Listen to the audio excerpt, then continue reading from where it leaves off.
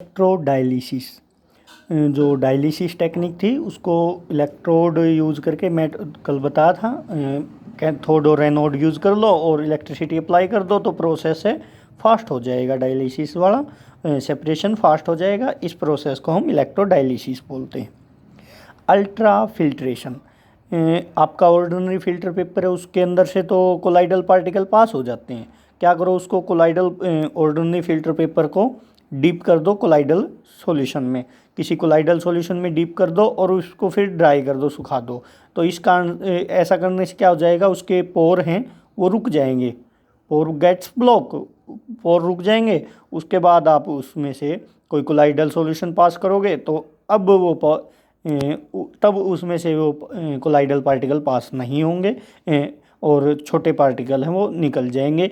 इस टेक्निक को हम अल्ट्रा फिल्ट्रेशन कहते हैं। क्या किया, when ordinary filter paper is dipped into colloidal solution its pores get block, इसके पोर हैं वो ब्लॉक हो जाते हैं। देन इट इज़ ड्राइड, इसको सुखाया जाता है and use for filtration of another colloidal solution.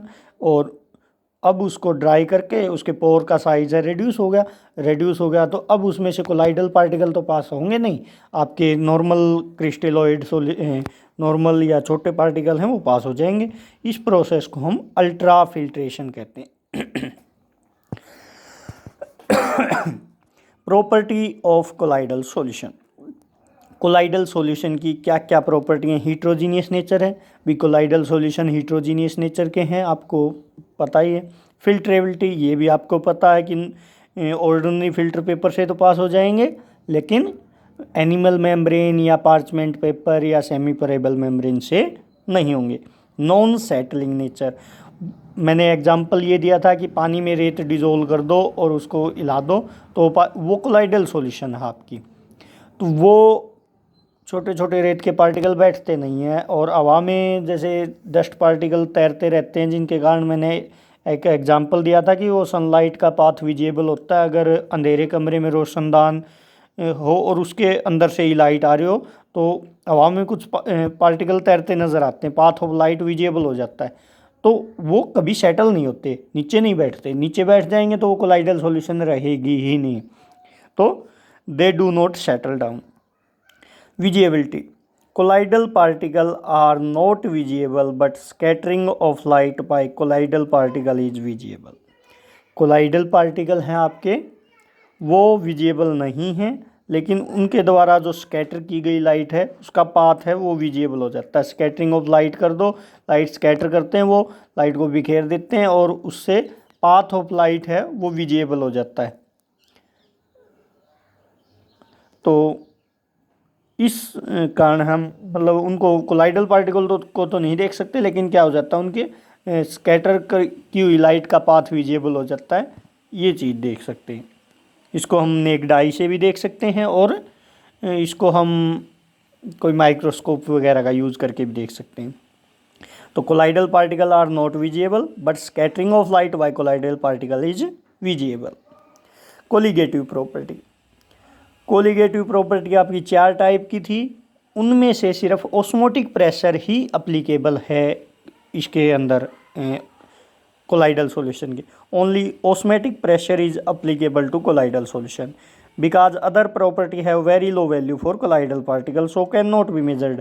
आपने वहाँ देखा होगा कि उनके अंदर कहीं भी मोलर मास निकाला था, मोलर मास है कोलिगेटिव प्रॉपर्टी के इन्वर्सली प्रोपोर्शनल होता है क्योंकि colligative property directly proportional to number of mole और नंबर ऑफ मोल किसके इक्वल होता है, given mass divided by molar mass, यानी colligative property inversely proportional to molar mass. और यहाँ मोलर मास बड़ा ज़्यादा, पार्टिकल का साइज बड़ा है तो मोलर मास बड़ा है, मोलर मास ज़्यादा है तो कोलिगेटिव प्रॉपर्टी आपकी जो है उसकी वैल्यू छोटी हो जाती है, तो उसको हम मेजर नहीं कर सकते। सिर्फ ऑस्मोटिक प्रेशर के केस में ही पाया गया कि उनकी जो वैल्यू है हम इतनी है कि मेजरेबल है, तो सिर्फ कोलिगेटिव प्रॉपर्टी में ऑस्मोटिक प्रेशर ही यहाँ अप्लीकेबल है, उसको ही मेजर कर सकते हैं। ऑप्टिकल प्रॉपर्टी, ऑप्टिकल मतलब लाइट से रिलेटेड है, तो colloidal particle scatter the light falling on it, उनके ऊपर जो लाइट गिरने लग रही है उसको स्कैटर कर देते हैं। The path of light become visible, उसके कारण लाइट का पाथ है विजिबल हो जाता है। इसको हम इस इफेक्ट को टेंडल इफेक्ट कहते हैं। और टेंडल इफेक्ट के कारण ही आपकी स्काई है वो ब्लू कलर का नज़र आता है, और सी वाटर है वो कैसा दिखता है उसका कलर भी इसी पे डिपेंड करता है।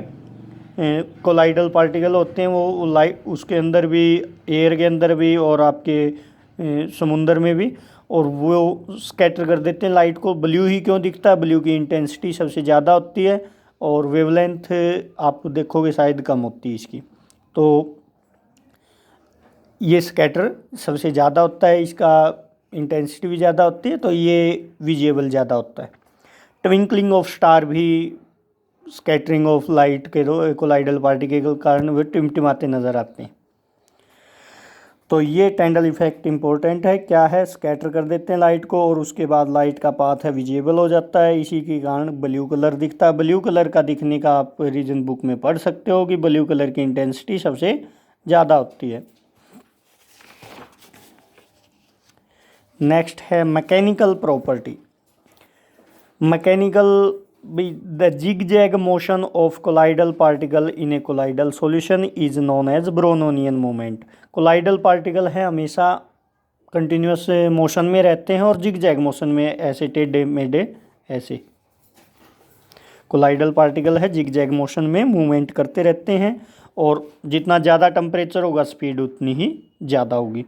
इस मोशन के कारण वे आपस में स्ट्राइक करते रहते हैं, एक दूसरे से कोलाइड करते रहते हैं, स्ट्राइक कह दो या कोलाइड विद ईच अदर, और टकराते रहेंगे, और खुद के साथ भी और डिस्पर्शन मीडियम पार्टिकल के साथ।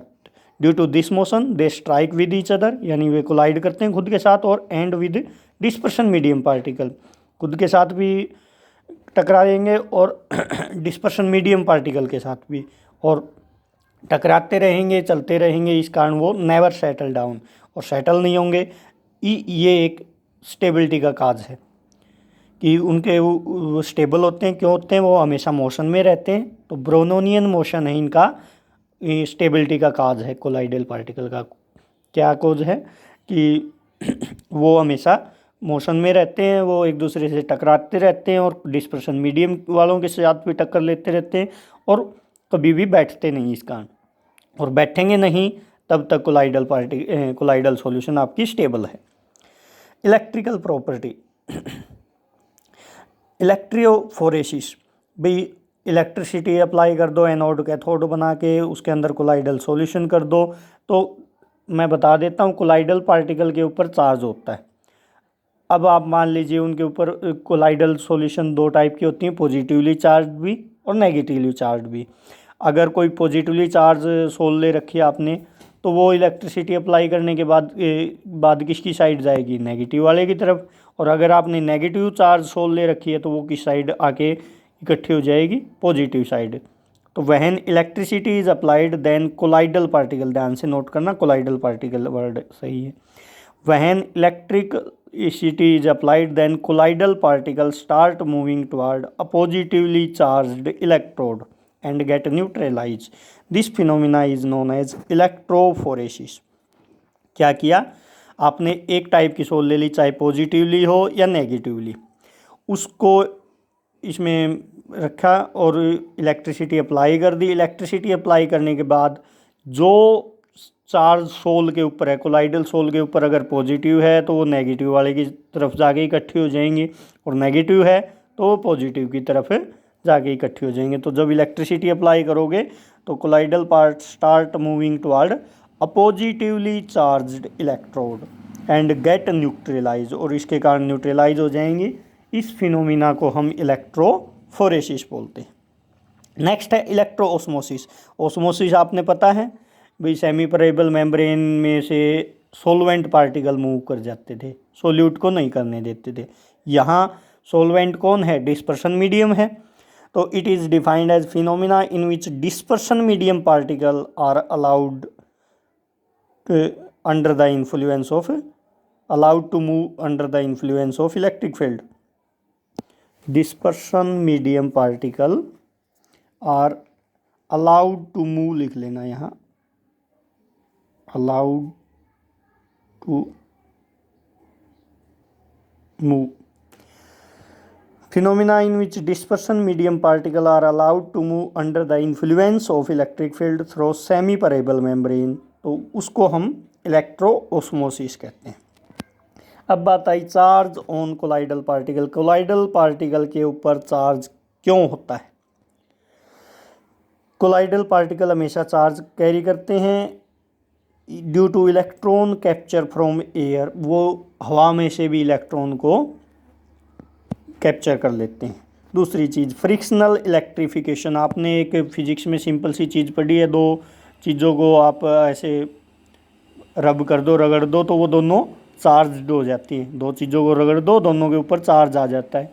तो इस कारण ऐसा ही कुछ यहाँ है, वो कोलाइडल पार्टिकल हैं वो आपस में टकराएंगे तो वो गेट चार्ज्ड, ठीक है। तो फ्रिक्शनल इलेक्ट्रिफिकेशन। तीसरा due to adsorption of common ion from common ion.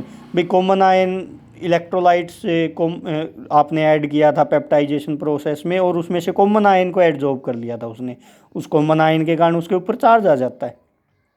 तो due to adsorption of common ion, तो कॉमन आयन जो इलेक्ट्रोलाइट का कॉमन आयन था ऐड किया था पेप्टाइजेशन प्रोसेस के दौरान बनाते हुए हमने, तो वहाँ से कॉमन आयन एड्जॉर्ब कर लिया, तो उसके कारण उसके ऊपर चार्ज आ गया था।